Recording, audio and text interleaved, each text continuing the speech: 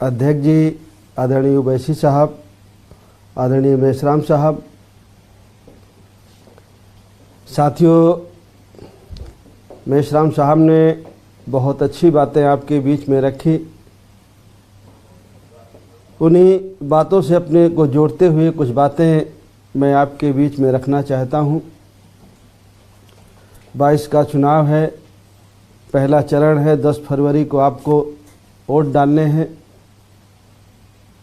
और जब वोट डालना है हमें, तो हमें इस चीज़ को ज़रूर ध्यान में रखना है कि हर 5 साल में जब हम वोट डालने जा रहे हैं तो जिसको हम वोट देते हैं और उस वोट से जो जीत के जाता है, क्या उससे हमारा कुछ फ़ायदा हो सकता है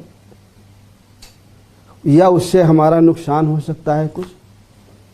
ये पहली और प्राथमिक ज़रूरत है ये हमारी।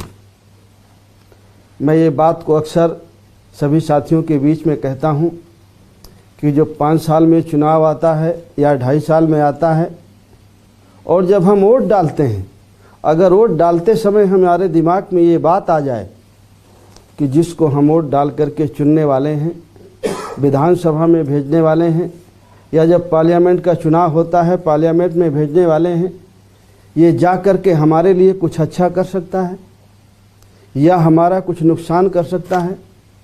अगर ये चीज़ हमारे समझ में आ जाए तो हमारे और हमारे बच्चों की किस्मत का बदलना शुरू हो जाए। आदरणीय मेश्राम साहब ने बहुत ऐतिहासिक बातें और इस गठबंधन के करने की वजह के बारे में सारी बातें उन्होंने कही। अगर हम इस वोट की ताकत को पहचान लें तो हमारी सारी समस्या का समाधान हो सकता है।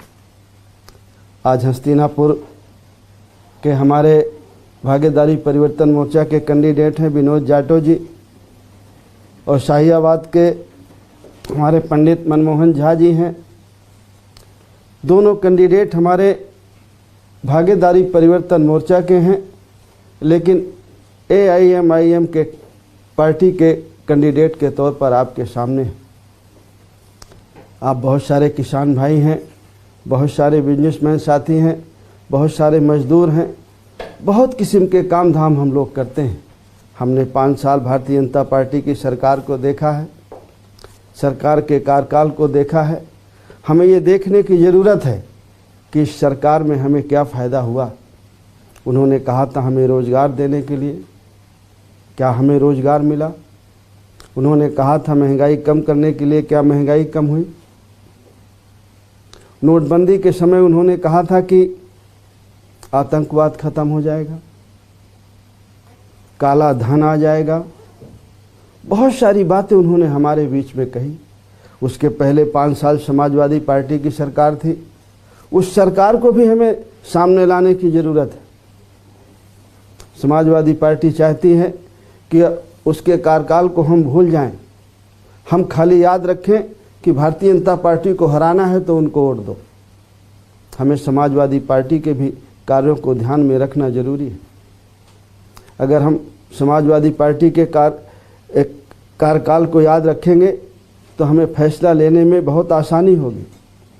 समाजवादी पार्टी के कार्यकाल में गरीब को, किसान को, कमज़ोर को, मजदूर के क्या हाल हुए? क्या भारतीय जनता पार्टी के समय से बेहतर हाल थे या इससे भी खराब हाल थे? इन सारी चीज़ों को हमें अपने सामने रखने की ज़रूरत है। आज चुनाव का वक्त है, सारे पार्टियों के नेता हमारे बीच में आते हैं, अपनी अपनी बातें रखते हैं, अपना अपना पक्ष रखते हैं। बहुत सारे वादे भी हैं हमारे सामने। कोई कहते हैं कि हम किसान हैं, किसान के कर्जे माफ़ कर देंगे। कोई कहता है हम लैपटॉप दे देंगे, मोबाइल दे देंगे, बिजली फ्री दे देंगे। बहुत सारी चीज़ें हमारे सामने आती हैं, लेकिन वो कब कर देंगे ये? क्या वो घर कर देंगे? क्या चुनाव जीतने से वो पहले कर देंगे? या जब चुनाव में हम उन्हें वोट दे करके जिता करके सत्ता में भेज देंगे और जो सत्ता में जाएगा वो राज खजाने का मालिक होगा? क्या राज खजाने से करेगा या वो घर से करेगा? और जब उसे जीतने के बाद राज खजाने का मालिक बनना है और राज खजाने से करना है तो उससे क्यों कराना? अगर उसकी नीयत अच्छी होती तो पहले कर सकता था, हमने उसे पहले मौका दिया है। इससे ये काम उससे नहीं कराना, ये काम तो हम खुद भी कर सकते हैं। गरीब का, किसान का, मजदूर का, दलित का, पिछड़े का, अक़लियत का बच्चा भी कर सकता है। MIM के लोग भी कर सकते हैं, बावन मेश्राम साहब के लोग भी कर सकते हैं, बाबू सिंह कुशवाहा के लोग भी कर सकते हैं। अगर हमारे लोग अपनी वोट की ताकत को पहचानें और अपने वोट का सही इस्तेमाल करें तो आने वाला समय हमारे आने वाली पीढ़ी का होगा।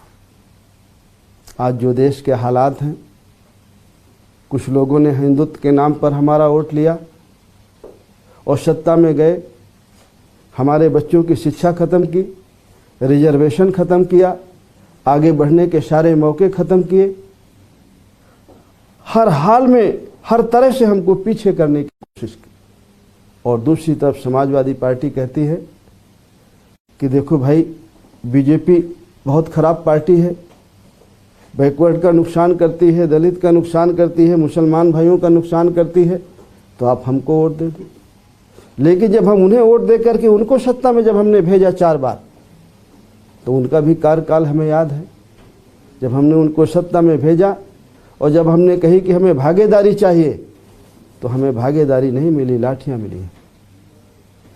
सत्ता में तो वो जाते हैं पिछड़ों के नाम पर और मुसलमान भाइयों के नाम पर, लेकिन जब वो सत्ता में पहुंच जाते हैं तो कुछ लोगों की सरकार हो जाती है, सबकी नहीं होती, कुछ की सरकार हो जाती है। हमारा जो भागीदारी परिवर्तन मोर्चा है, उसका एक नारा है और ये पूरी दुनिया में है कि जिसकी जितनी संख्या भारी, उसकी उतनी हिस्सेदारी। हम चाहते हैं कि हर क्षेत्र में जिसकी जितनी आबादी है, उसको उतना हिस्सा मिले।